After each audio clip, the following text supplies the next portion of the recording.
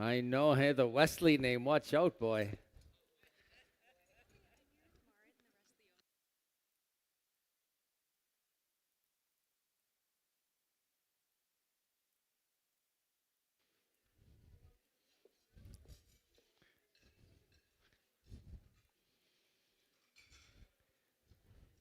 Everybody, the NDP caucus is in the house. Marge Stiles is here along with her colleagues. Absolutely, come on up. Absolutely. Once again, to just be crystal clear, and I know there's going to be about 50 people that walk through the door that are not going to hear this, but to be crystal clear, we can only go until 2 o'clock, not because Mart and the rest of the caucus has things to do, but because we have things to do. We have a food sovereignty panel. That's important. So we want to make sure we give them the time that they deserve, and then we're going to move over to workshops this afternoon. I believe Mart is going to come up and say a few words. We're going to be having some mics, one on this side, one on this side. We are going to take questions and comments only until 2 p.m. If your comment is 40 minutes long, then we're only hearing one. But we're going to ask you to keep it short and sweet. Here's our guest. Let's hear it for the NDP caucus. Thank you. Thank you so much. Bonjour, Marit Stiles. I'm Marit Stiles. It is great to be here. And sorry, I raced in, so I'm just getting my act together up here. I'm going to put my phone back here so it doesn't go off. Yes, bonjour. Good afternoon. Bonjour. I am Marit Stiles. I am the leader of the Ontario NDP. And I am also the leader of the official opposition here in the province of Ontario. And it's really nice to be here with all of you today. Before I forget, I want to remember to introduce my colleagues who came with me today. I think it's wonderful they're here, and some of them have been actually able to take in a lot of the conference and are already, we're talking each other's ears off about how exciting it is and the amazing panels and sessions you've had. So I know it's inspiring everyone and us as well. But we have here France Gelina from the great riding of Nickel Belt. We have Sandy Shaw from Dundas, oh my gosh. Hamilton West, Dundas, and Castor. Sorry. We've been out of practice this summer. I have my colleague from Scarborough, MPP Dolly Begum, who's also our deputy leader, one of our deputy leaders. And a new member of our caucus from the riding of Hamilton Centre, Dr. Robin Lennox, is here with us today. Now, you'll know that usually I would be here with our other deputy leader, MPP Saul Mamakwa, but Saul's, of course, not able to join us right now. He's, as many of you know, had some losses in the family lately, and our thoughts are with him and with his family, but also he made sure that he called ahead and told me what I needed to say today. So he's always there, and he sends his best wishes for the conference today. I do want to start as well by, and I want to make sure I give lots of time for us to hear from you, whether that's questions or comments, things like that. But I did want to start by thanking the elders, the organizers, the community leaders who are here today to share your knowledge and experiences and to guide these very important conversations about community wellness. And I also want to acknowledge that we're meeting on the traditional territory of the Mississaugas of the Credit First Nation, the Anishinaabe, the Haudenosaunee, and the Wendat peoples, and of course the enduring presence of so many in this space and on this land. I wanted to start off by telling you a bit about what I've been doing this summer, because as I walked in, I started to see a number of chiefs and other council members and folks that I've met over the last few months. Back in at the end of May or June, the legislature here in Ontario rose for the summer. And usually we come back in September, but the Premier, Doug Ford, decided, you know what, we're going to take an extended summer vacation. We're not going to come back again and meet till late October. And so what all of us, yeah, not bad, eh? But anyways, but what we've all been doing is, and as members of provincial parliament, is going back to our communities and our ridings and connecting with people. And many of us, and my colleagues as well, have been traveling around and listening to folks. And I've been on a tour that we're calling All In for Ontario tour. And one of the priorities as I've been traveling around the province was to connect and listen to First Nations leadership across this province. And so, and I was just, it's been amazing, and I want to thank everybody I've had a chance to connect with. And just to give you a sense, I was going through it this morning to think, who have I been speaking with? Because what I wanted to do today is share with you a little bit of what we're doing, but more importantly, what I've been hearing as well. And so, I've, of course, met with NAN leadership, with the representatives from Fort William First Nation, the chief, folks at Caldwell First Nation, Netmisaga Mi'knishnabeg Nation as well, Garden River First Nation, Walpole Island chief I met at the protest that we held in the community of Dresden a couple of months ago, where we were protesting together against the landfill that was part of that terrible Bill 5 that the government brought in, and it was a powerful moment to stand together. I met with leadership of Mississauga First Nation at their powwow on the edge of the beautiful Blind River, and many more. And it's been really important because in these conversations, what we're doing is listening and trying to understand where we can be helpful at the provincial level, particularly as the opposition and as the official opposition. I wanted to tell you a couple things that I've been hearing, and I'd love, obviously want to get your input, but I wanted to share as well a little bit about the role we play in Ontario and in terms of the various levels of government. Because as the official opposition, as the leader of the official opposition, I get to sit across from the Premier, Doug Ford, every day when the legislature is sitting. I sit across from him. And I get to ask him the questions that I always tell people you want to ask. I get to ask the questions that everybody wants to ask. That doesn't mean I get the answers ever, by the way, but I do get to ask the questions. And the other thing we get to do is we get to debate the legislation, the bills, the laws that the government brings forward at the provincial level. We sometimes have the privilege of also, getting to travel around with committees and listen to the input of people across the province. And we also get to introduce our own, proposed laws and legislation and ideas. And sometimes we get to debate those as well with the government, with the other parties. Now, I want to be really clear, they don't always support us. In fact, most of the time they don't. We definitely have a very different vision from this current government of what and where we see the province of Ontario's priorities. I would say, our priorities are closer to the people.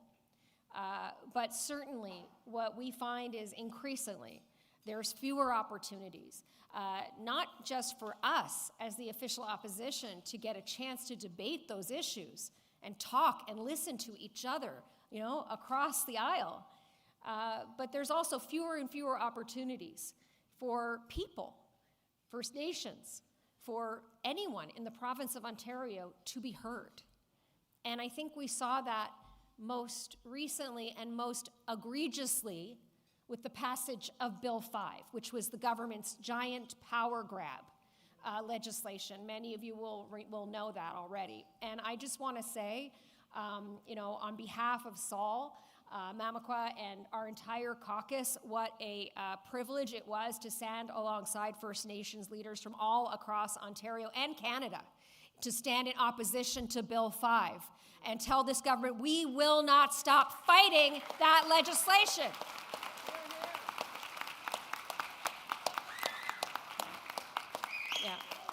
Yeah, because, there's no question that this legislation, it just steamrolls over treaty rights, over environmental laws, over every law that we have ever recognized in the province of Ontario. It is a giant power grab. And as I said, we will not stop fighting. And I want to say also, as I'm traveling around the province, I am finding there are allies everywhere, from farmers in Dresden to working people all across this province. People know what this bill is really about. And I believe there are many, many allies who are willing to stand alongside First Nations as well. But I wanted to tell you just really briefly about some of the things that I'm hearing as we travel around the province that speak specifically, I guess, to community wellness and to health in particular. And one of the things that Saul shared with me today was, that there is this need, and this is what we continue to hear, about a need for health transformation. And that means very specifically giving back the power and the authority over health systems to First Nations. And we know, and we see it over and over again, that all the levels of government are so hesitant, that's a nice way to put it, but hesitant to give up control over those systems. We also recognize and know and have heard for certainly through the summer, but many, many times, that First Nations have had these health systems in place since long before settlers arrived. Systems of health that used medicine and plants and are based on the land. And we've seen how colonialism has impacted health and those health systems, continually underfunding those systems, whether it's at the federal or the provincial level. And again, we're not just talking about healthcare, obviously, because the issue here is not simply the underfunding or the failure to recognize jurisdiction and systems through health, but also the failure to provide other basic needs. And we see that in how governments have failed to deliver on the social determinants of health for First Nations people across this country and across this province, whether we're talking about clean water or infrastructure, whether we're talking about roads or housing or the economy. And I want to tell you, and I want to acknowledge something that we in the NDP is fundamental to who we are, what we believe, and that is that this is by design. That the system is not broken, it is designed to make First Nations people sicker than the general population. That it was designed through colonialism and the settlers to restrict the ability of First Nations people to be well, to serve their communities.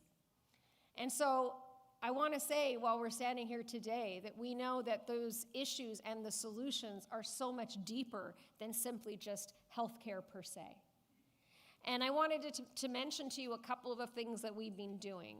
And I'm sure I'm going to miss some things, but as I said, the role that we play in the legislature and in the Ontario provincial government as opposition is, on the one hand, to oppose them, so standing up against bills like Bill 5, right?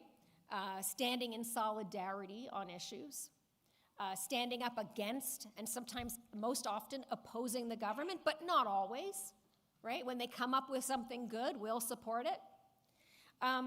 But very importantly, being the people are some of the folks who will bring forward the solutions.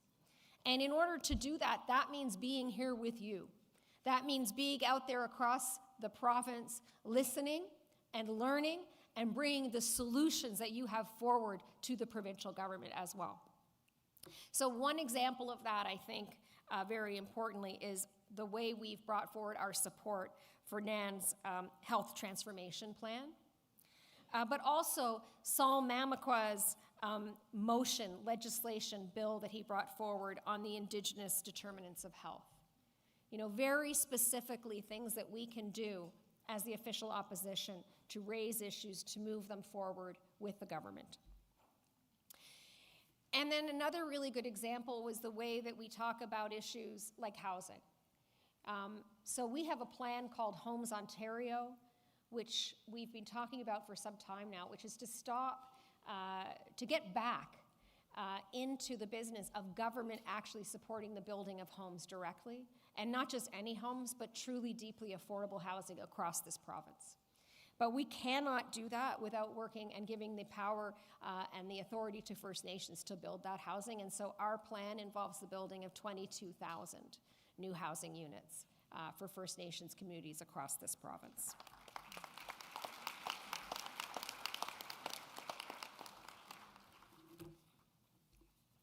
And we've supported things like Anishinaabe Nation's Health Transformation Plan from the start, because what we recognize and what we keep trying to explain to the government is that the status quo is just failing people. It is failing people. And so that means we have to.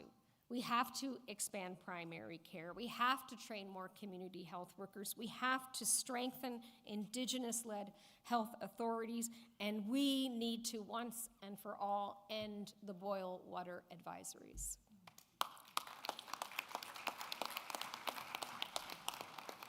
So I'm going to wrap up there, because what I really wanted to do was hear a little bit more from you. And as I said before, I'm joined by some extraordinary folks here who are also leading the way. We call ourselves shadow ministers. So shadow ministers for healthcare and mental health and addiction, and people who can help as well to answer some of the questions, or maybe actually ask questions back to you as well about what your thoughts are on what are the solutions and where we need to go. And before I wrap up, I forgot one other really important thing that I wanted to mention, which is, I think we also have to acknowledge what's missing in many communities, and which I hear about so many times, which is that people in every community, in every part of this province, also have a right to feel safe. And that means different things for different people. And I want to say that is an issue that has come up in every single meeting I have had, certainly with First Nations leaders across this province. And I want to say we will be there as well, and continuing to work with you to find solutions there. We're here to help shed some light on things for the government and try to deliver the solutions by working with you in real partnership. And I really do believe that reconciliation, or true reconciliation, means a real partnership at every level. It means we have to work alongside each other with First Nations, with rights holders, to shape policy, to build infrastructure, to protect the land and the water that we all depend on. Because the truth is that at the end of the day, all of our goals are aligned, and we all want what's best for Ontario. So thank you very much, and I'm really happy to be here today. Thank you. Excellent, thank you. Welcome to the Wellness. We do have some time for questions. As I mentioned earlier, we have until 2 o'clock. We are capping it at 2 o'clock for questions, comments. You're going to have to approach a microphone, however. There's microphone 1 and microphone 2. I see somebody at microphone 2. Take it away.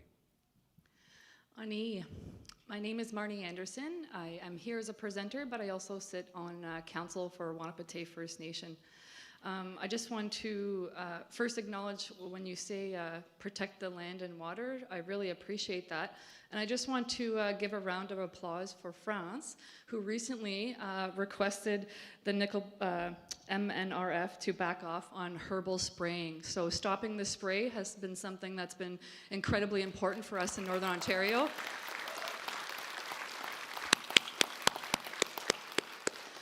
And we really can't thank you enough. For those who don't know, there's been protests, and there's been, for years, we have an elder in our community that's been advocating for stopping the spray. And just recently, when I saw France put that out, it just felt really nice to have some political support. And hopefully with this push and with this pressure and with the caucus here, we can really try and make a difference in stopping that spray. Because again, it's harming our forests and waters, and it's about protecting the land. So I just really appreciate you doing that, France. Miigwech.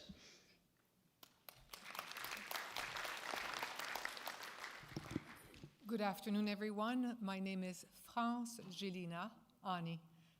I'm the MPP for Nickel Belt, which means Winnipesaukee First Nation, Tikmashina Anishinaabeg, Metagami are all part of Nickel Belt, and it is an honor for me to amplify their voices. The points that she just brought forward, there are huge transmission lines that goes through Nickel Belt. Do we support electricity? Sure, we need electricity, but there is no reason to use the spray of chemical, to do this. Next to us in Quebec, since 2001, they have hired mainly young people, many of them for First Nations, to go down, follow the transmission line and cut the brush so that it doesn't interfere with the electricity. There is no reason why we couldn't do the same thing in Ontario and stop using the spray over top of the transmission lines. I'm thankful to, I think, every single resident of Winnipesaukee First Nation signed the petition. I presented it in the House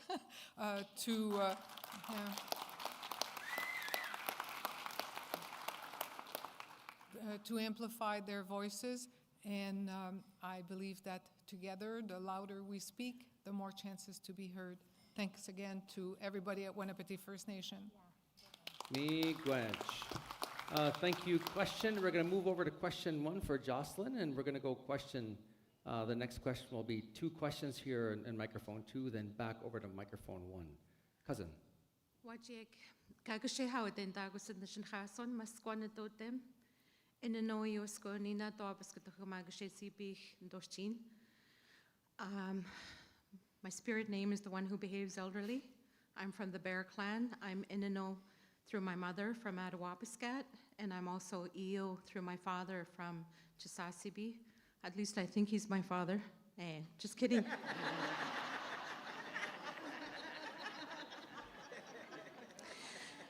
I'm a Turtle Islander citizen of Turtle Island, and I'm also known as Jocelyn Wabano Ayatel. I'm a survivor of Gatawapiskak syndrome. There are 3 components to the syndrome. Those affected by the experimentations that were conducted by the Canadian state. The other portion of it is actually the diesel gas spill. And our homes in my family were contaminated. We have my grandparents, my mother, myself, and my son who have also been intergenerationally affected. The third component is actually this current, actually all of them are happening at the same time, but anyhow, it's having to do with the destruction from De Beers mines. So I know how the mainstream society likes evidence. So when my mother passed, when the COVID spirit arrived, my mother passed, I spoke with the pathologist and the coroner's office. I asked for them to treat my mother's body like a crime scene. I needed to have documentation on the various illnesses my mother had. I need everybody's support here.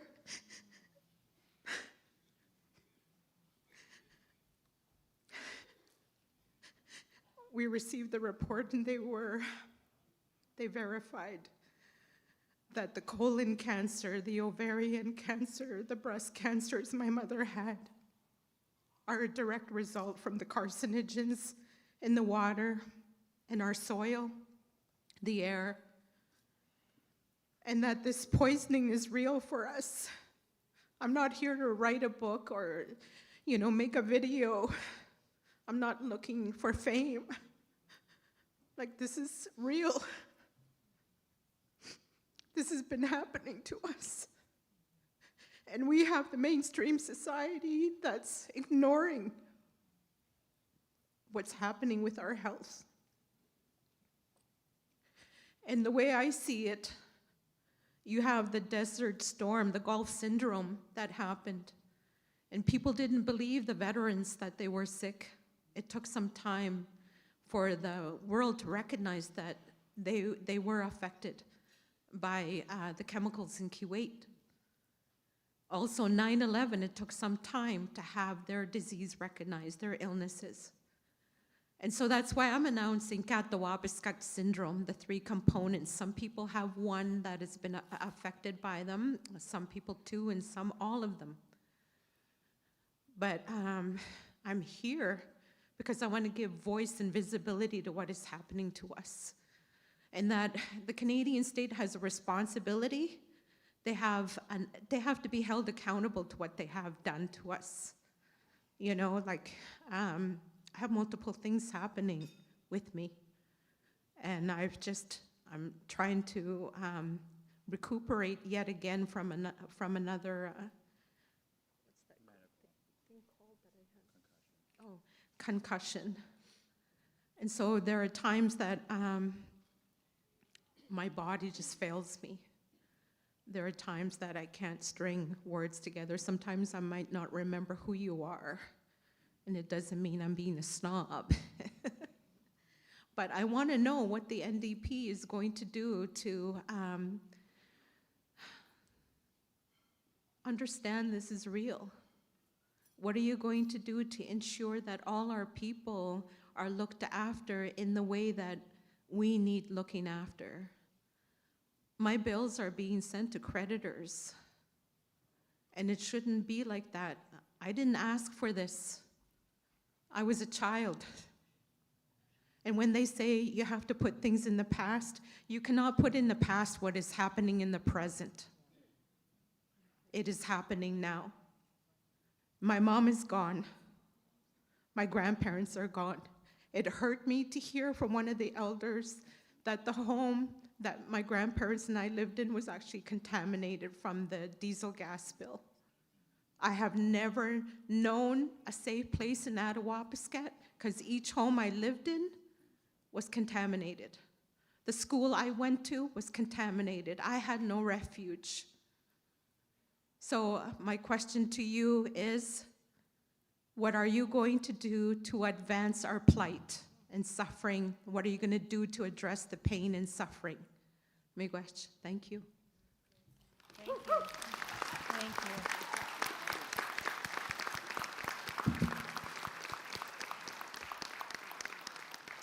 Thank you. Thank you, sister, and thank you so much for sharing that with all of us here. And I want to say, first of all, just I really want to thank you for sharing and for the strength you had in sharing your story and your family's story here with us today and your community story. We see it over and over again, as you said, right? We have governments that wait and they fight for generations against the people, against the evidence that's right before them, because they don't want to have to shoulder the blame or the bills. And at the end of the day, no matter how long they put it off, they will wear the responsibility of that. And so, we'll work with you to continue to push the government, and we should probably meet afterwards as well to talk more. But I want to say, did you hear that, people? Yeah. And but I also want to say to you this: this is why, we see it again and again with the poisoning, as you said, of the water, of the soil, of the air. We see it with the great toll that this has all taken on the people of Grassy Narrows and in so many other communities across this province. And it's why I'm so deeply concerned about the way that the government is moving forward with things like Ring of Fire, without acknowledging not just the duty to consult, but the first, prior, and informed consent of rights holders and First Nations people on this land before they proceed with anything. And so I want to acknowledge that as well. It's about taking responsibility, ensuring that people things are made right for past wrongs, but it's also preventing this from ever happening again. Thank you. Miigwech. Miigwech cousin, Miigwech Jocelyn. Microphone number 2, over to you. Yes, yeah. Hi, my name is Alan Brown. I'm the Deputy Chief of Caucus First Nation. For your information, I have a picture of 3 graves in our First Nation. The graves are due to in the hands of the law enforcement. They were shot. The last one is just very recently.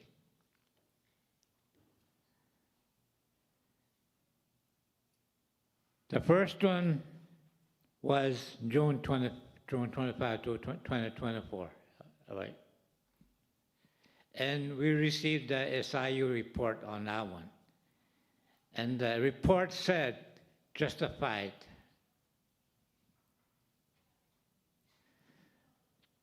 For your information, this report is flawed. The second one was July 22, 2025. The last one is July 31, 2025, just recently, 18 days ago, in the hands of the law enforcement.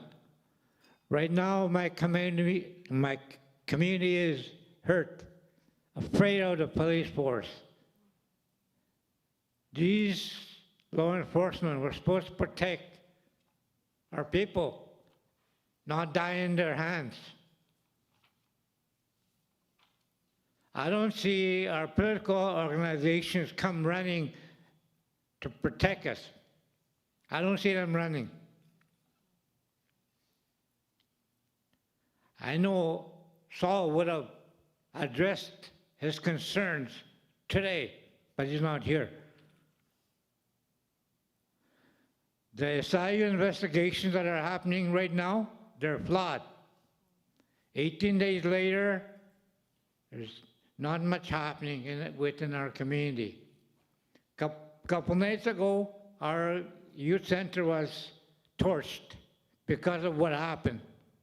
In that building where the court happened, right in the court, that's where it happened. Right in the court. That's where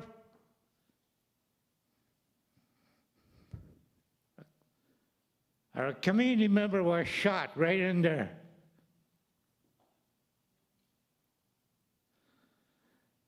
My community is hurt, not trusting in the law enforcement at all. The law enforcement called me today, just right now, said, "What is the atmosphere?" I told them there is no trust in the law enforcement right now, but I have to work with my people and the law enforcement at the same time. Investigations that are happening is not working for us at all.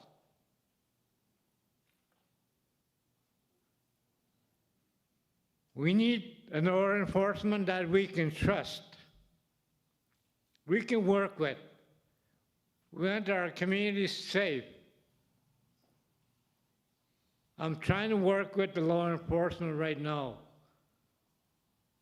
But my community is saying, we can't trust them. Who's going to advocate on our behalf? Who is better to advocate? It is my understanding from other sources that in the courtroom there shouldn't be any firearms, but indeed, but there was firearms in there.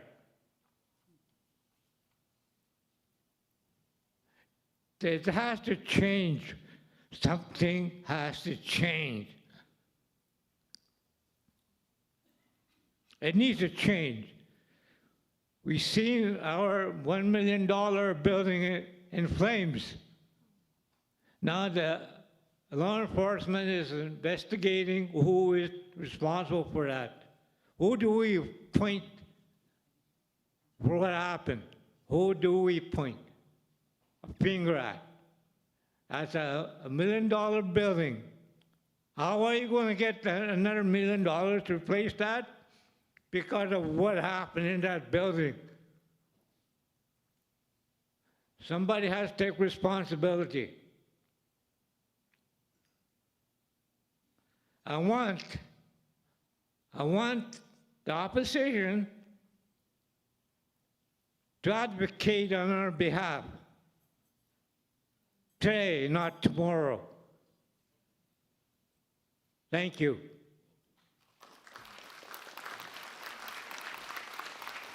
Any questions, Councillor? Is that okay? Thank you for that. And I want to say I've heard about the 3 deaths there and the 3 shootings. And I believe that you're talking about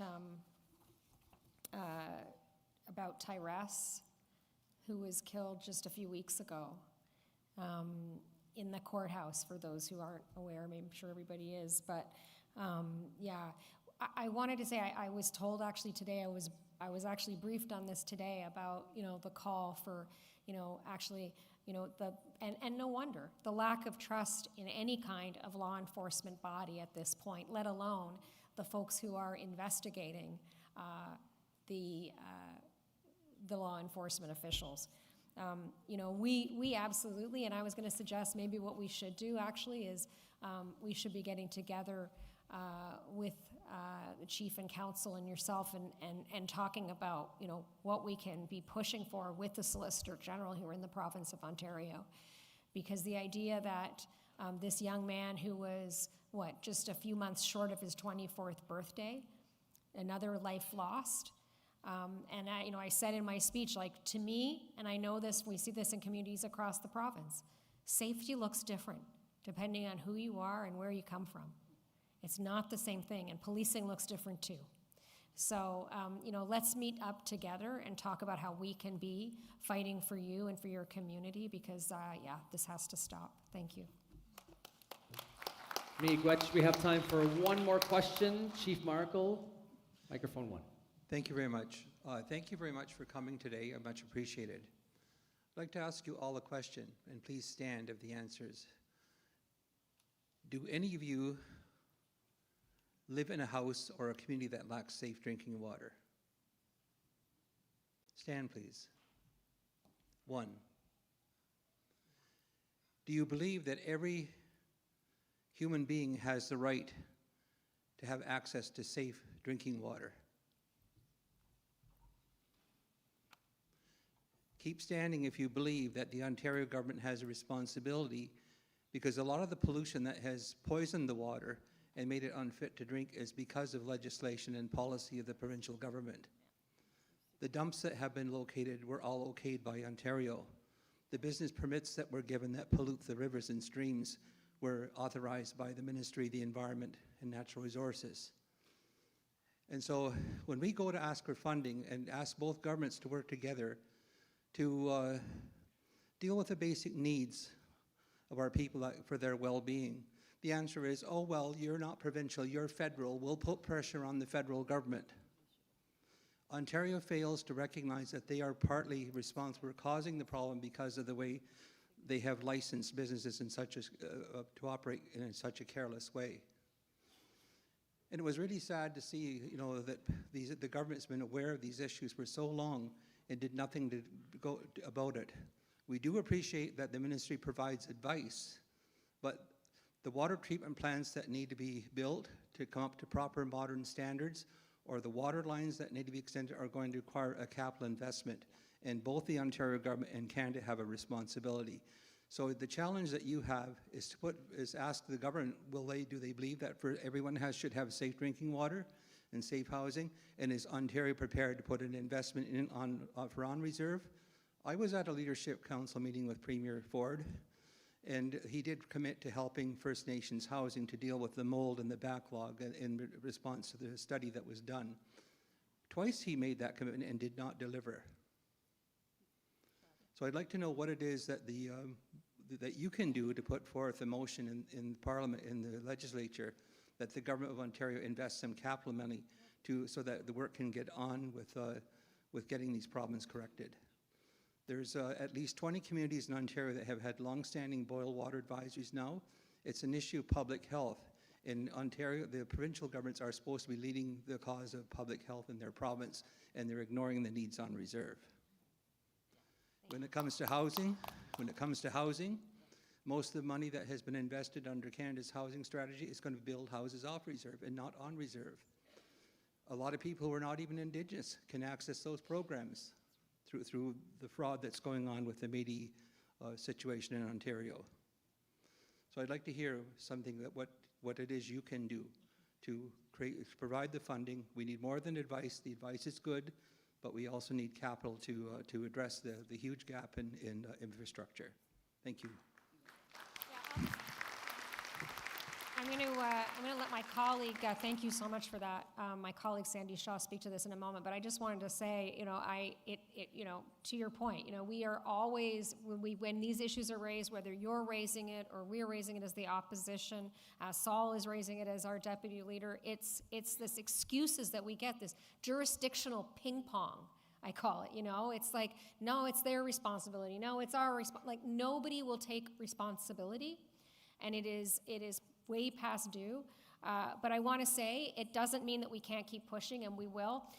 And the Premier, exactly that point, when he says those things, us getting up in the legislature and shaming them for having continued to break their promises and commitments is effective. But look, I'll be honest with you, and I mean, it's been extremely frustrating as well. They've been in power for what now? 7 years, 8 years now? And, we've heard a lot of promises. And, when these issues are raised, when we raise some of these issues, like about the boil water advisories, they act like it's the first time they've ever heard of it. But anyways, I'll let Sandy speak because it's hugely frustrating. I know I hear your frustration too, and we absolutely 100% agree with you that the provincial government has a responsibility here. Hi, I'll be very brief. My name's Sandy Shaw, and I'm from Hamilton. We are on the traditional territory of the Huron-Wendat, the Dish with One Spoon Wampum Agreement, and we are in Williams Treaty as well. And so we're very also close to Six Nations, which is, we know this is a very large First Nations community. They also have no stable drinking water, so this problem is pervasive across all of Ontario, and it's shameful. It's a shame on this government should wear it. It's a shame that all Ontarians should be aware of. And Mark mentioned this jurisdictional ping pong, and the government uses that to their advantage. They won't acknowledge in words in the legislature that they are signatories to treaties in Ontario. They blame the federal government, but the province, the Crown, are signatories, and they have a duty, which they are neglecting, in my opinion. And I will just also say that it's really very important that, not us here in this room, but everyone in Ontario says what you said, that it is absolutely unacceptable that a child in Ontario anywhere will grow up their entire life and she has no access to clean drinking water. And so I can assure you that we will continue to hold this government's feet to the fire when it comes to something as fundamental as clean drinking water in this province. Thank you.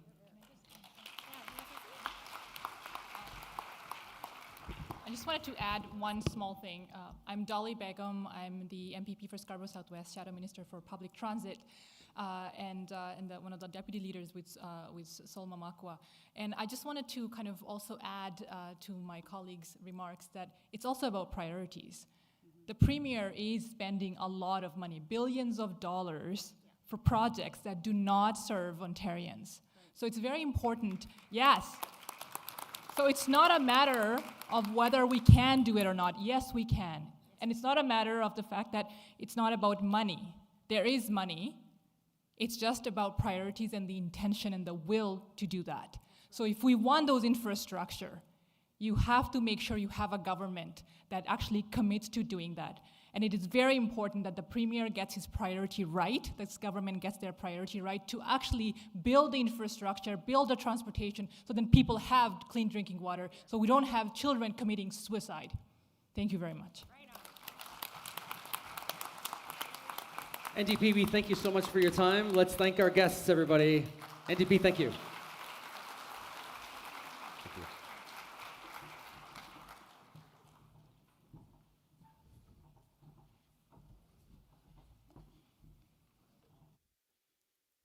Gwench, everybody. I understand there are people out there that are very emotional. There are people that are very angry. There are people that are mad.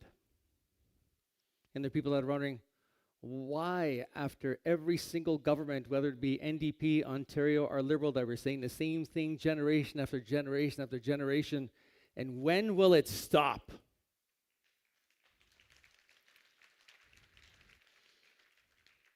And in 15, 20 years and 30 years, will our kids be sitting in our places saying the same thing to maybe an NDP government?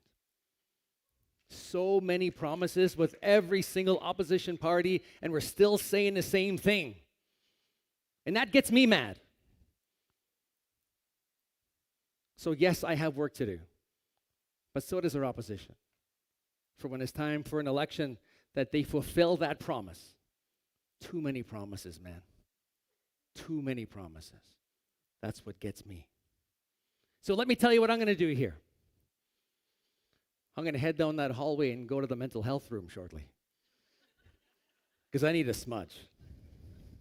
And I encourage all of you to go visit the elder, to go to the elder's room. Down this hallway here where Lori is walking from, Lori, just point to the hallway where we're talking about, right over there at Miigwech, is the mental health support room. Chantel is there. Chantel is wonderful. She's beautiful. She's here to help. If you're going to get upset and if you're going to cry, if you're going to be mad, this is the place to be it, because there's people that love you here. So embrace that feeling, and that feeling is the Creator gave you that feeling. Embrace it. Feel. Allow yourself to feel, because, man, there's so much love in this room. If you love your people, hold your hand up, everybody. If you love your people, raise those hands. So much love here. Give yourselves a round, everybody. There's love here. So let's see what happens with the promises and the words that were made up here. And let's see what happens. And you know, despite all the fear and all the anger, sometimes I don't know where it comes from, man. But there's still so much hope in our communities. You know what I mean? Despite everything that has happened, there's still hope. And I could still feel it here. And when we lose hope, our kids will lose hope. My kids will lose hope the moment I give up.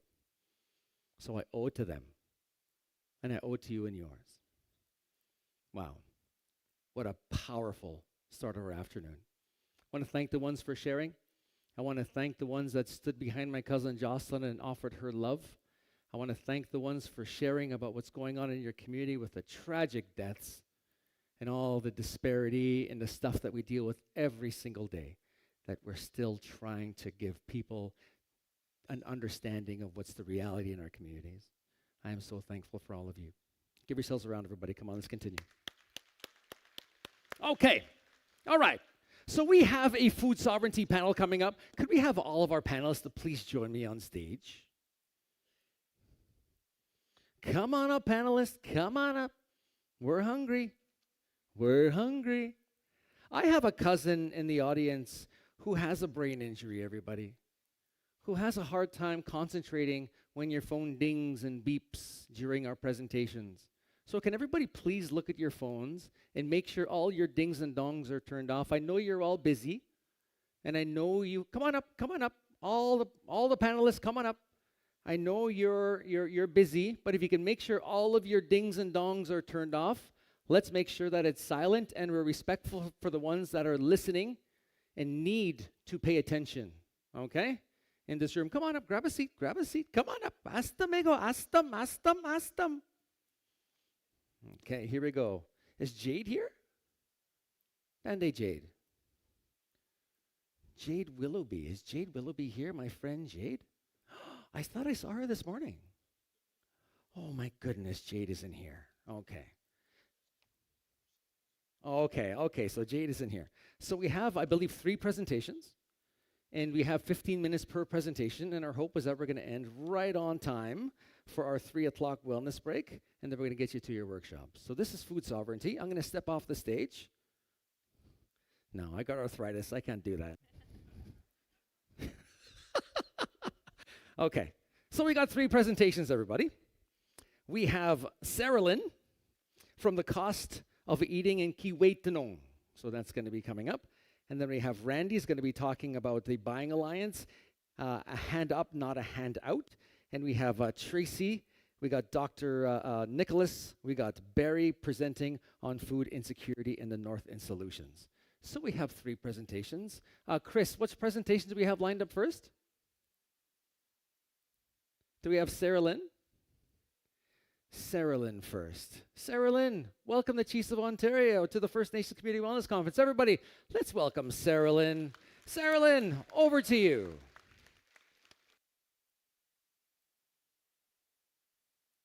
For being here to listen today. I'm grateful to be here today representing Sulakaut First Nations Health Authority. I'll be sharing with you the results of our food affordability report, the cost of eating well in Kiiwetinoong.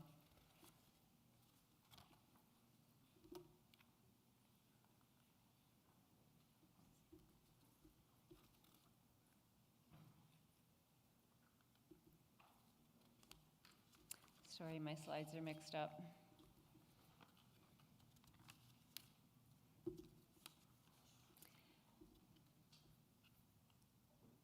There we go.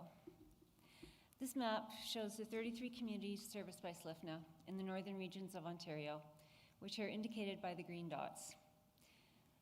I'll start by providing some context for this region. The remote stores in these communities are often the only retail food source, and they're prone to limited choice in stock and low quality and freshness. Traditional foods are increasingly inaccessible due to colonization, climate disruption, environmental degradation, and declining hunting and trapping support. Indigenous households experience food insecurity at rates of 50% or more in remote areas. Food insecurity causes chronic stress, family strain, and loss of dignity. Community health data shows increasing incidence of type 2 diabetes among youth, and many children face early dietary risk due to processed high-sugar alternatives.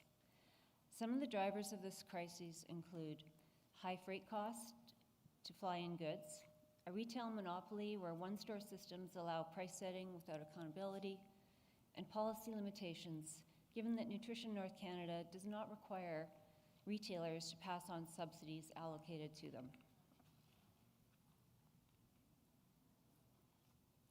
Here's some further background related to why we undertook food costing in northern communities. We know members have a wealth of knowledge about traditional harvesting practices, but they also rely on foods available in local stores. Concerns have been raised about the high cost of healthy food and how this is linked to illnesses like diabetes. As such, the Chiefs in Assembly passed a resolution directing Sulakaut First Nations Health Authority to report on the cost of food every 2 years. The purpose of this report is to assess the cost of food in stores in the communities we serve, to assess the use of the nutritious food basket and revised nutritious food basket tools, and to provide food costing data that can be used in advocacy efforts. Communities in northwestern Ontario face food costs far above the provincial average, and health outcomes, especially nutrition-related chronic illnesses, are directly impacted. This study empowers data-informed advocacy for food sovereign, healthy food systems.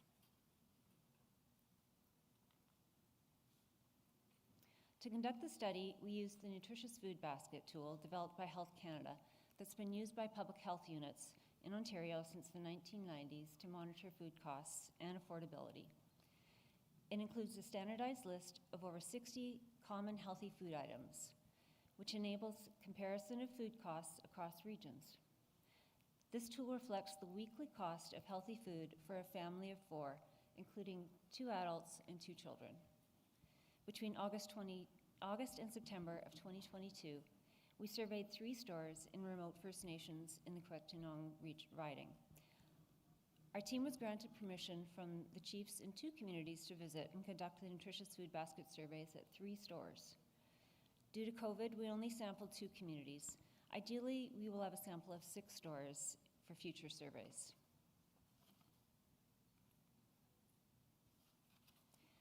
The team also obtained additional data to show the cost per week per community using the revised nutritious food basket, a tool developed by Crown Indigenous Relations and Northern Affairs Canada to address concerns about using the nutritious food basket survey previously described in First Nations and Inuit communities.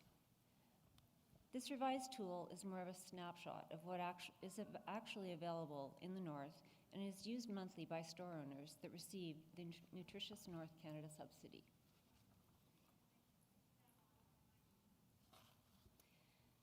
So next we'll be looking at the results of the surveys that we conducted. This slide shows the percentage of foods on the nutritious food basket list that were available in the stores at the time of the surveys. Over half of the items listed were not available in the stores surveyed. About 30% of the preferred items were available, and almost 20% were alternatives to the foods listed.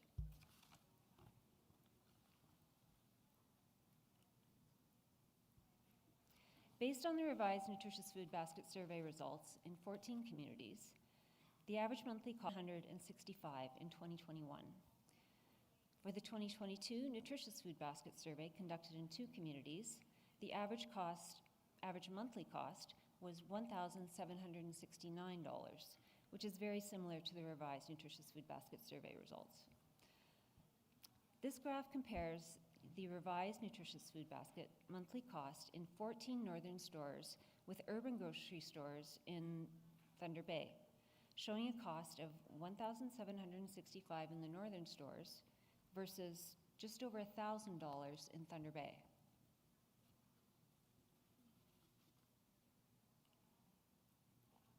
Using the nutritious food basket survey, the monthly cost of food, as I mentioned earlier, for a family of 4 in a Sulakaut area First Nations community was $1,769. The 2022 average monthly cost in Kenora, Red Lake, Dryden, and Sulakaut was $1,295 and $1,045 in Thunder Bay. This indicates that the cost of food in Sulakaut First Nations communities is 37% to 69% higher than the cost of the same food in other communities in Quechinong. Also, keep in mind that more than half of the food items on the nutritious food basket list were not even available in the 3 communities in the stores at the time of the survey.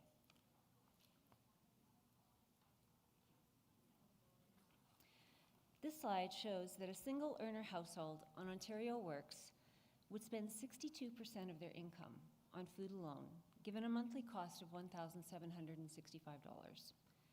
Minimum wage households would spend 46% of their income on food, and average earners would spend 22%, which is still well above the national recommendation of 15%. In larger or multi-generational households, the costs would be even greater.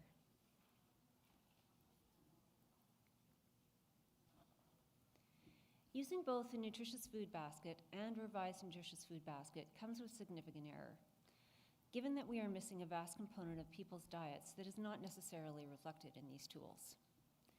There are many community members that hunt and gather plants and medicines from the land. When hunting and gathering, though, there are costs associated with these activities, like fuel, ammunition, and equipment costs. They are not reflected in these surveys, and therefore the tools can mischaracterize the typical diets of community members. Bulk purchasing habits from larger centers were also not reflected in these tools. As mentioned earlier, these costing tools use a hypothetical family of only 4 people.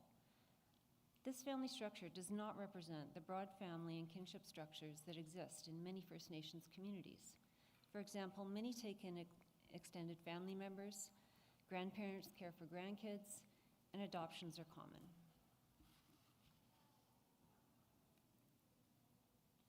So the key messages from this report are that the cost of healthy food available in northern communities is very unreasonable, requiring more than half of the income of an Ontario Works earner, and 86% higher than the foods compared to Thunder Bay.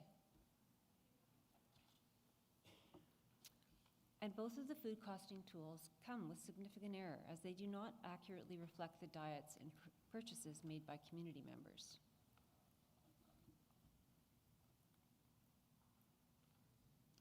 The The surveys also did not capture the types of food that most people eat, where they purchase it, the number of people in households, amount of food needed, and how income is distributed.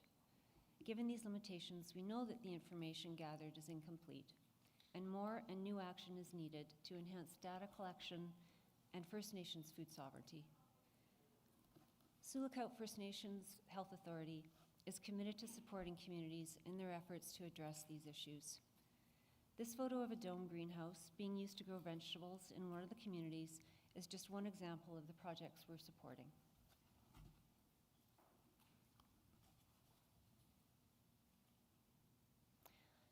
Looking ahead, we have recently hired a Kittiganasky or food sovereignty lead, and we intend to continue conducting food costing studies every 2 years, promote and support traditional hunting, fishing, and gathering practices, seek funding for storage, food storage and preparation tools, provide community workshops on food preservation, gardening, greenhouses, and cooking, and technical consultation support for any infrastructure needed to grow food.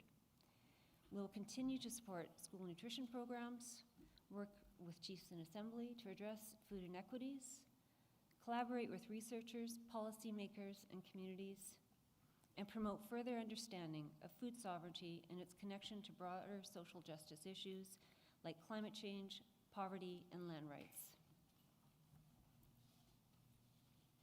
We've now started collecting data for the next report. We aim to increase the number of communities engaged in the surveys and include more community-owned stores, in addition to the northern stores. We've encountered several significant data collection challenges, including wildfires, community evacuations, canceled flights due to smoke and weather conditions, costly flights to northern communities, and limited staff capacity to travel and conduct the surveys. In addition, communication with community leaders and obtaining approval for costing can be challenging. As you've heard, they have many other challenges and urgent priorities greatly impacting their community members, such as access to safe drinking water, housing, and mental health crises. We're also conducting interviews with community leaders and members to learn more about how they access healthy food in their communities, including traditional practices and bulk purchases. This qualitative and quantitative data will be combined in the next report with the aim of providing a more accurate and descriptive picture of food access and affordability in Sioux Lookout First Nations communities. In conclusion, we know that food costs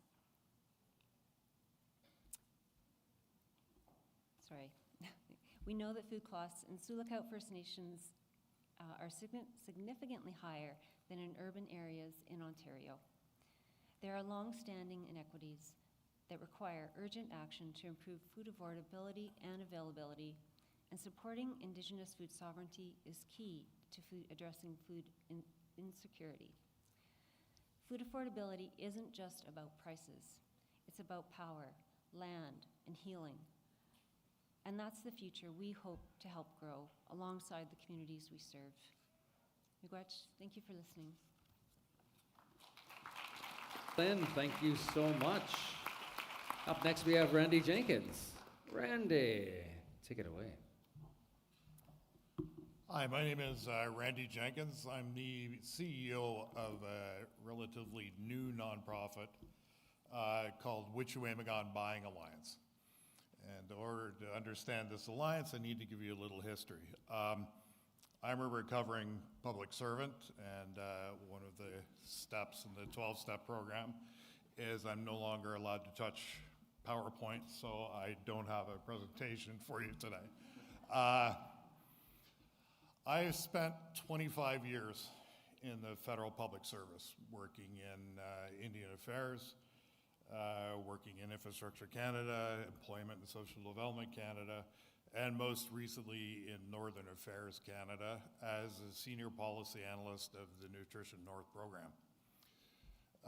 You're going to hear a fair amount of well-deserved criticism of that program today, and I have no qualms about that at all. I would tend to agree with most of it. But at some point in your life, you need to make a decision, and I made the decision and decided to become part of the solution and not part of the problem. So I was brought into Northern Affairs in 2018 to develop what's called the Harvesters Support Grant. The program itself was originally just simply the Nutrition North subsidy, which was a subsidy on food sold in northern communities. It changed from the old, it's been around since the 1960s, when it was called the Air Stage program, which was a freight subsidy to assist development in the north, where we subsidized everything from food to machine parts and snow machines that were being used to develop the north. Transitioned into the food mail program in 1991 as a focus on food alone in the north, and then became the Nutrition North program in 2011. When it became a retail-based subsidy under the conservative government of the day. The idea was that if you support the retailers in the north, that they'll get better at what they do and provide better service to the north. In fairness to the program, since it was introduced from transition from the food mail program, the problem with the food mail program, it was effectively a Canada Post subsidy. So every airline that was delivering the mail in the north was subsidized to also deliver food, which caused problems because mail has an indefinite shelf life. Food doesn't. So when you're delivering through the same route, the food, spends days on the tarmac in Gander, Newfoundland, which isn't the best thing for lettuce. So transitioning to the retail subsidy, since that happened, there have been entire airlines created. North Star Airline, run by the Northwest Company, came into existence and is flying in and out of communities. Canadian North had a big part of that for a while. And there are several other local airlines that are transporting goods and services into these communities. So in that regard, the transition to a retail-based subsidy did have an impact. The problem is it wasn't an impact on food. Food prices continued to climb. Quality continued to stay the same or stagnant.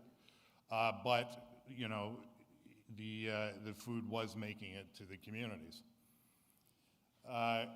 When I was brought in to create the Harvesters Support Grant, it was as a result of a long series of consultations. So in 2011, effectively when the program transitioned, most First Nations in the northern parts of the provinces were cut off from the subsidy. And it makes sense when you know that it's run by Northern Affairs Canada, whose mandate is largely the territories. First Nation communities in the northern parts of the province are only peripheral to that mandate.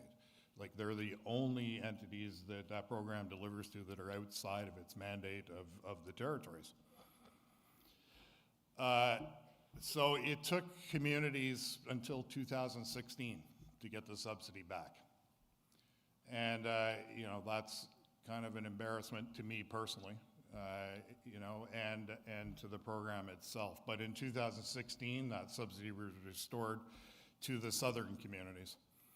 And just a word to the wise, that cycle is about to repeat itself. So unless the remote communities can get some accurate and strong representation, this will cycle again. So I was brought on in 2018 as a result of a national consultation in which the communities made several recommendations on changing the food list, added foods, put a bunch of ideas forward. One of the ideas was to start a Harvesters Support Grant to support the gathering of, country food. So hunting, fishing, picking, whatever happens in the community, the food from the land. So I was brought in to create that, and my bosses kind of, I think, made a mistake. Number one, I don't think they fully realized what it was to have a Lakota do this. And I actually paid for my first year in university by trapping. So I've done a lot of these things. So they brought me in to develop this program, and I'd spent a good amount of time in government being fairly frustrated, so I decided I was going to create something completely different. The Harvesters Support Grant is a project-based grant. We also recognize that the capacity of the small northern communities isn't what government generally expects it to be. So we had to create workarounds to that. So what we did is effectively go to the tribal councils that represent these communities and ask them to develop a proposal. The proposal is, how are you going to increase traditional practices in these communities over the next 3 years? And just give us an idea of how you're going to do that, and we'll fund that. What that means is it doesn't operate as a traditional government program where you buy a snow machine and you collect receipts. Effectively, the money is transferred to the tribal councils. The tribal councils work with the communities to figure out what they need and simply do it. And what we ask for in reporting is how many more people are out on the land? How many people are hunting now that couldn't hunt before? Are the elders being taken care of? Are the children being taken care of? So we launched that program in 2020 with actually a very limited budget of $8 million a year to be shared across 116 communities, which wasn't a lot of money. We immediately began to campaign to increase that amount of money, and then the pandemic hit. And the pandemic was an interesting experience for us in the Nutrition North program. Agriculture Canada had started what they called the Food Rescue Program. So as all the restaurants in the south closed because of the pandemic, all of this food became available. There was no place for this to go. So they reached out to the food banks and other charities and said, can you distribute this food to people that need it across Canada? One of the places that needed it was the north. So that program started, and actually kind of without our knowledge or any consultation with Nutrition North, but pretty soon we were getting panic phone calls from different food banks and different organizations saying, how do we get this food into these communities? Like, how do we deliver a pallet of potatoes to Kimmeroot? And so we started working through our contacts with the Harvester Support Grant and set up food deliveries in these communities so that this surplus food had someplace to go. That started something. One of the gentlemen that I worked with in Island Lake in Manitoba came to me and said, look, we're getting this free food. Is there any way we can get food at the same cost as you buy it for in Ottawa, delivered to our people? And I thought, that'd be neat. So we started working on that. What evolved from that was an alliance that was formed in 2023, which is an alliance between the 7 tribal councils in Manitoba and Ontario, and 7 of the national food banks. And when we originally started this, we started calling it the Mantario region because there's a section of Ontario and Manitoba that are better serviced out of Winnipeg than they are out of Toronto or any other location. So it's that sort of Thunder Bay, out of Wapiskat through to Poplar River in Manitoba. It's better serviced as one region because Ontario doesn't really recognize the north, and Manitoba's got enough to do on their own. So we just simply joined it together and called it a single region. When we brought the elder in to consult with the elder said, you're not calling it Mantario. And a lot of my staff were relieved. So we called it Witch-U-Weh-Megon. The word Witch-U-Weh-Megon is an Ojibwe word for friends helping friends. There was a recognition at the time that when we started working together that food banks just wanted to feed people. Our tribal councils just wanted to feed babies and elders. We were walking the same path. Why didn't we join together? And the idea actually came from Joe Norton, who I had the privilege of hanging around with several years ago, and who spent some time yelling at me with some rather unkind language and explained to me how the original two-row wampum treaties work, where we walk the same path together. We just make the journey easier on each other. So as a group, tribal councils and food banks, we sat together and said, we need a way of formalizing this. Right now we're signing this spaghetti of MOUs about working together. Let's just bring it all together into one large MOU. And then one of our elders said, well, this is a treaty. So in 2023, in Winnipeg, we signed the Wet'suwet'en Alliance Treaty. And it's simply a treaty that says we're going to work together, we're going to make each other better as we go. We're not going to detract from each other, we're not going to take advantage of each other, and we're not going to do politics. Our goal is to end hunger for babies and elders. That's all. So that treaty was signed in 2023. And I got to tell you, the principles of the treaty have been adhered to by every party. There are occasional times where people compete with each other, where people, where there's squabbling, but, in general, when a need is there, it's responded to immediately. Over 4 million kilograms of food have been delivered to these communities since that treaty was signed. And this is food at no cost. Has been going into these communities in times of emergency, in times of need, where there's hunger, where the community reaches out, the entire alliance responds. I was on a call the other day with 7 different partners where we were dealing with an emergency in York Landing. And it was incredible to be on that call. Everybody was just, I can do this, this is what I've got, I can't do this, but I can do it. And it was just, and the entire community, the delivery went in last week into that community. So the alliance itself works. The alliance has goals. The alliance realizes that free food isn't enough. Free food is a handout. And no slight to my food bank friends who are doing everything they can to support. But these communities do not deserve to get the leftovers from everybody else. It has to go another step. So in the fall of last year, we formed the Wet'suwet'en Buying Alliance. The job of that alliance is to go out and create partnerships amongst the grocery industry and other industries that our communities depend on. It's to cut the best deal for the best price. That food or whatever it is then brought back into the alliance, and the alliance ensures that it gets to the community for free.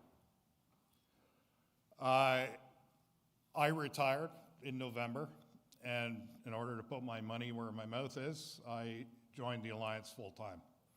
I'm now the CEO of the Buying Alliance, which is a First Nation-owned entity. It's a not-for-profit, so we don't make any money. The entity itself is responsible for cutting deals. Our first major deals was with Sobeys. And Sobeys allows us to buy from their 26,000 item list at food bank prices. So they make pennies on the dollar in selling to us. We get the food, we go to one of our food bank partners, and we send it into the community. The price the community pays is actually 20 cents less than I pay in Ottawa on average. Sometimes $1, sometimes $3 less than I pay in Ottawa on average. Our first delivery was supposed to be our first delivery, but thank you, Sealift, is actually headed out from Bécancour, Quebec to Iqaluit. It's $230,000 worth of food that's going to the food bank in Iqaluit. That would have normally cost them just over $400,000. And it's being delivered for free. My first delivery went into York Landing last week. $50,000 worth of food for just under $22,000. So we're able to cut the price dramatically. In the end of September, we'll have acquired a warehouse in Thompson, Manitoba, and we'll spend the next year outfitting that with freezers, cooler space. Hopefully we'll be ready for the winter road season. And we have a deal with the Thompson Airport and the Arctic Gateway rail line. So we're actually located in the Arctic Gateway rail yard, and I don't know if you've heard about Arctic Gateway. That's the port at Hudson Bay. So we're able to get food from Thompson to Hudson's Bay and fly into Iqaluit from there. Buffalo Airways approached us and offered us a deal. If we can keep their planes in the air, they'll transport for us. So we're working at that deal now. I'm also working on a deal with Cabela's Canada for their entire catalog across Cabela's and across Bass outlets in the US. And that deal will be live as soon as I complete the paperwork. So our harvesters will have somewhere to buy as well. And again, transportation is free. Delivery is free. And and the prices are approaching Thunder Bay, Ottawa. Anyway, thank you. Dave, thank you so much. I was invited to attend the treaty signing in Winnipeg. It was massive. It's nice to see you again. Congratulations. We have one more presentation, everybody. Then we're going to take a break. Then you're off to your next workshops. I'd like to welcome Tracy, Dr. Nicholas, and Barry. Hey, thank you so much to the organizers for having us, and thanks for setting the stage for what I'm going to talk about. So my colleague Tracy apologized she couldn't be with us. Dr. Sophie Rohr is going to be filling in for her part of the presentation. So this is a culmination of many different projects. It's going to be an info dump, way too much stuff for 15 minutes, so please talk to us after. We're happy to talk more.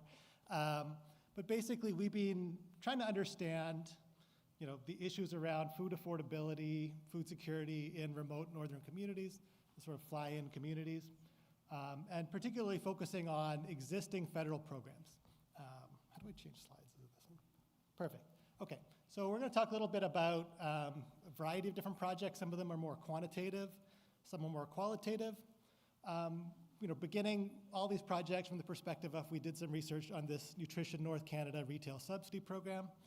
And so we're sort of focused on those remote communities, many of which are in Ontario. I think there's 29 fly-in communities in Ontario that are eligible for this Nutrition North Canada program. That's more than the total number of communities in Nunavut, for example. So it's a big deal here too. So we saw a little bit of data on food affordability in remote communities. I think most of us are aware that things are more expensive. It's useful to know how much more.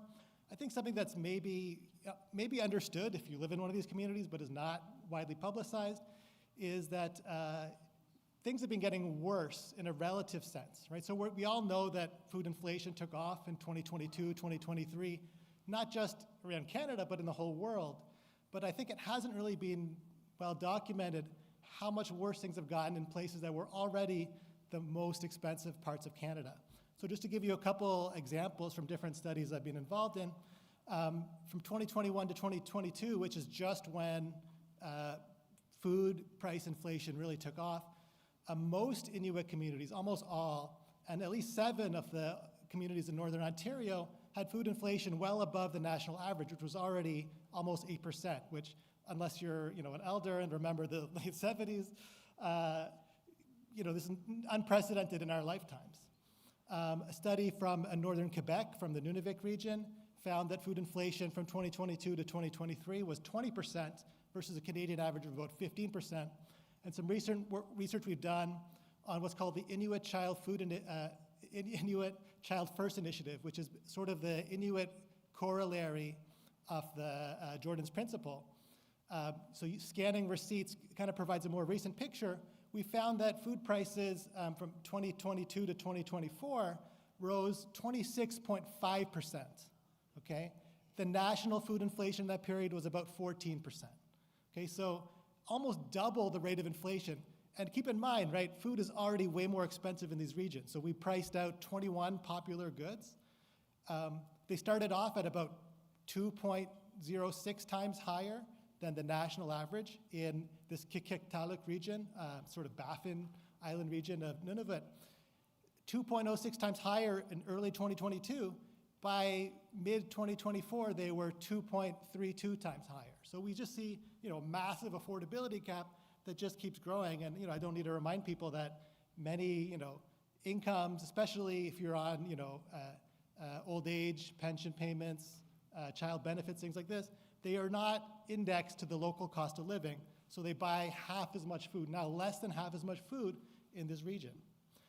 Here's some pictures for Northern Ontario, not from the community food costing like we saw here, but just from an online website. You can do this research yourself today. So Fresh Market Foods, which maybe some of you are aware of, is a local store in Sioux Lookout.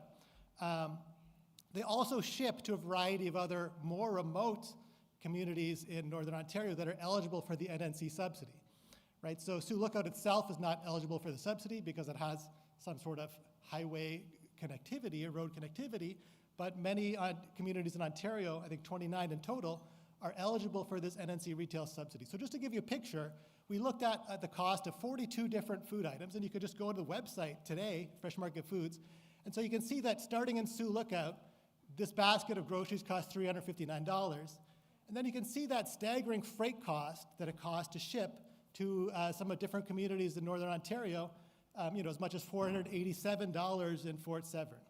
Okay, this is I think they basically charge the freight costs that they pay to Perimeter Airlines. So this is, these are the market freight costs. So you can see that in some cases that more than doubles the price. Now you can see in the third column here, the NNC retail subsidy today covers some part of the freight cost, right? So it covers part of the freight cost for some of these items, but not 100%.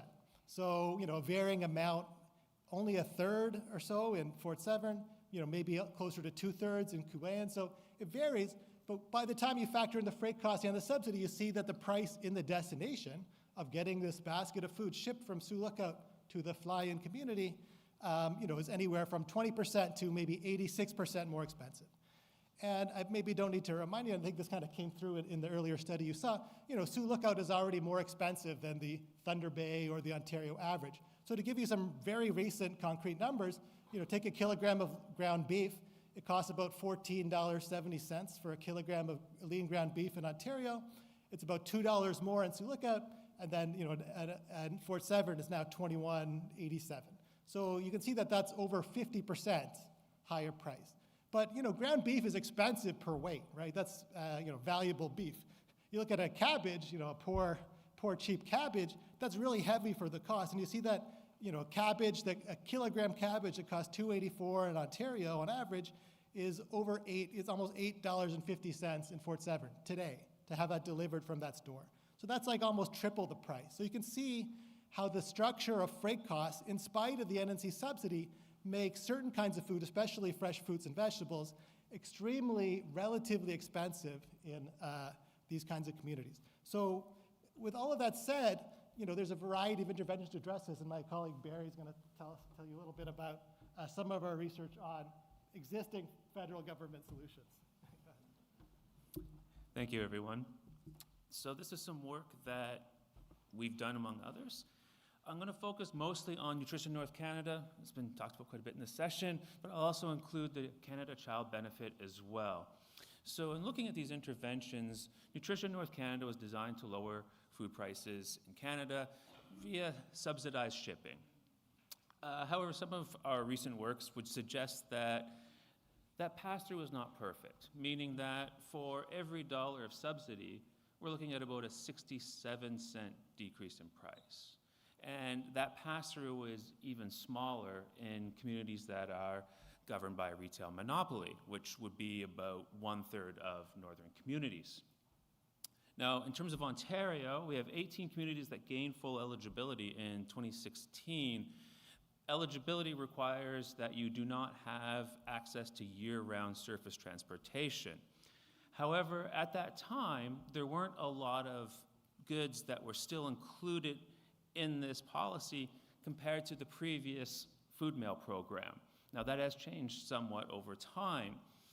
But if we look at the subsidy increase just recently in February, you'll see that's well below the increase that we've seen in freight costs, and especially in some communities. Now, comparatively, with respect to the Canadian Child Benefit, so you may have seen this documented across Canada. It's done quite well in terms of reducing food insecurity, especially child food insecurity. We did some work on this just recently, myself, Nick, and a colleague, where we found that with the CCB, or this child care benefit program, it does put some inflationary pressure on prices, meaning that in a lot of towns, especially ones, again, that are governed by retail monopolies, they observe this influx of cash and are incentivized at that point to put their prices up. And so we're seeing this increase in prices, which would offset about as much as 60% of their purchasing power in monopoly communities. So, and this is particularly tough if you don't have children and don't receive CCP, right? So, just to right now, what we're doing is we're comparing these two policies dollar for dollar. So if we start with Nutrition North Canada, the largest benefit goes to those who are going to buy relatively more of the eligible product, right? Known as the healthy product, as that's what's included on Nutrition North Canada. But everyone does benefit because prices are lower. So costs are reduced. That's a benefit. However, we do know that this is not necessarily targeting specific groups, especially those who may be more prone to food insecurity. So what we do see right now is preliminary evidence would suggest that it reduces mild insecurity, it spreads benefits among more households. Comparatively, if we look at the Canada Child Benefit, this targets the most vulnerable children, but as I just mentioned, it does have this negative impact of having some inflationary pressure on prices. And so also keep in mind, these increases in health food shipments will not actually become lower price. In fact, they may become higher price.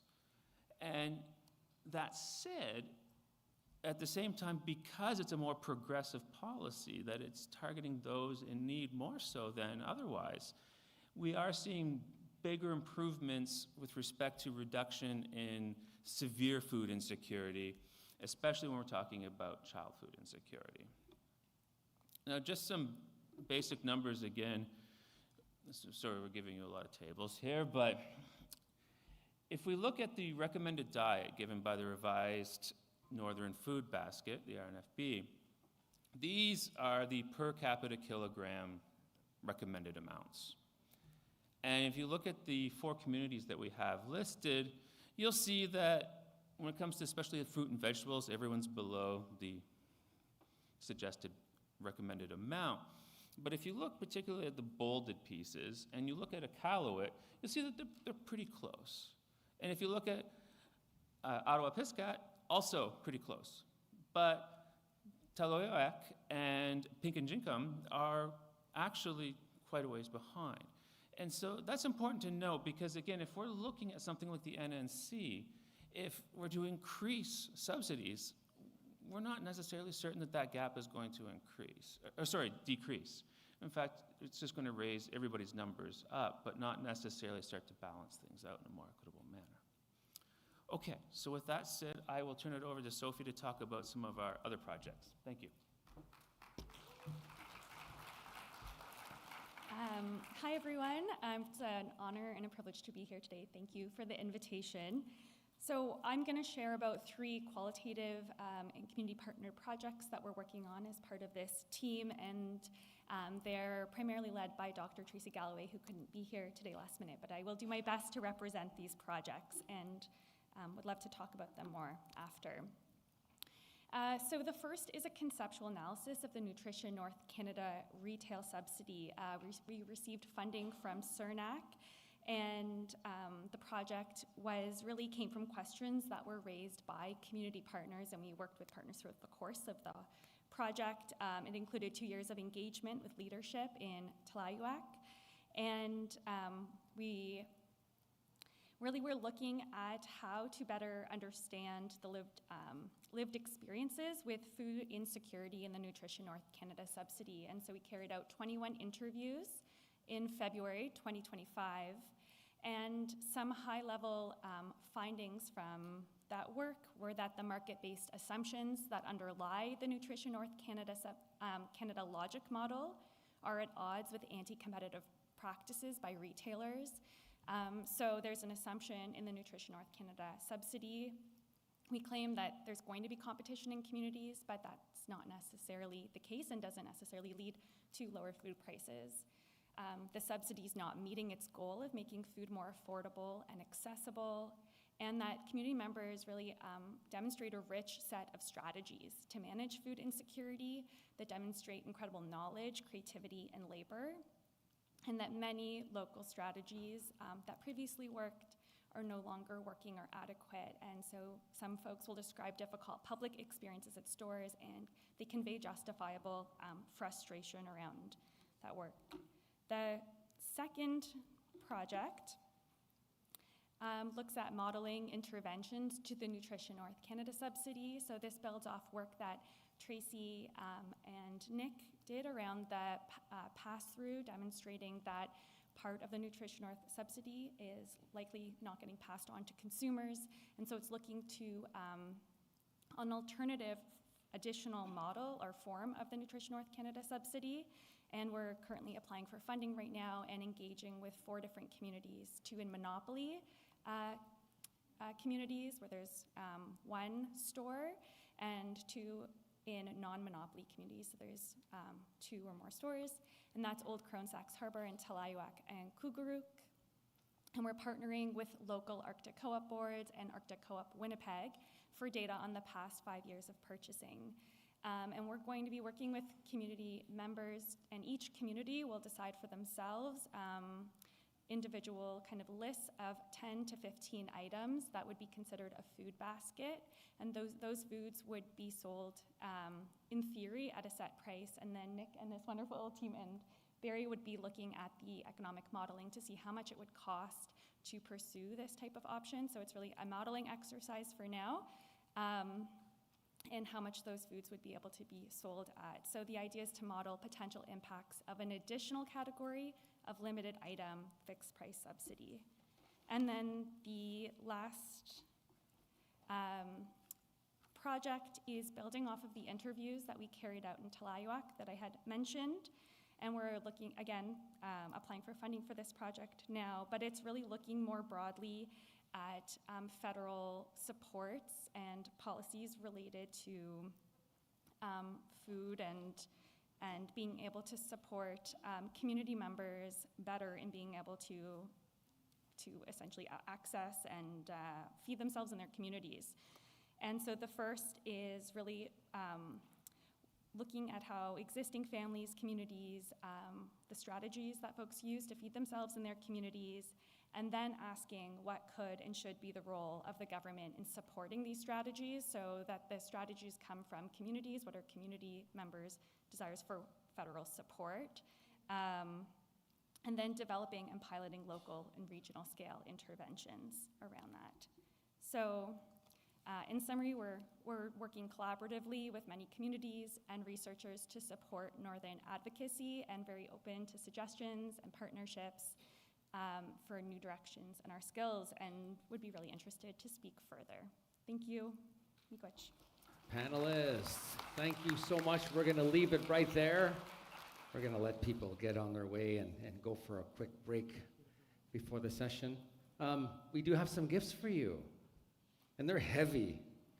That's a good sign for you, okay? Okay. Everybody, let's thank our panelists for doing such great work. Randy, great to see you, brother. There you go, man. Thank you so much, Sarah Lynn. Thank you so much. Thank you very much. That's for you, don't give it away. Okay? That's for you. Thank you very much. All the best, everybody. Thank you very much. Let's thank this panelist. Check me out. Oh, yeah. Okay. Before you go, we got a gift to give away here, so here we go. Okay, here it is. Okay, go on, Rosie. You good? Okay. If you filled out a survey, we got a Walmart gift card for you. Holy! There's no Walmarts down here, though. I think you got to drive an hour out of town to go to a Walmart. $50 Walmart gift card. Here we go. It's for you? All right. Okay, here we go. Judy Peters, are you here? Judy. Is Judy here? Oh. I know you're going like this. You're going, oh, Judy, come on over. Get this, Judy. 50. As they say back home in Saskatchewan, $50. I was in Saskatchewan for the Resilience Festival. It was 7 beautiful days. Holy, did we have fun. There you go, kiddo. Oh, I'll take a hug. Thank you. Chimigwach, everybody. for a fantastic plenary here. You're going to take a break. You go into your workshops. We're going to come back here at 4:15 for closing. Manitou Makwa Singers is going to do a closing song to end our day. And they're going to give you good energy as you go and get sales tonight at the mall. So, big watch, everybody. We'll see you back here at 4:15.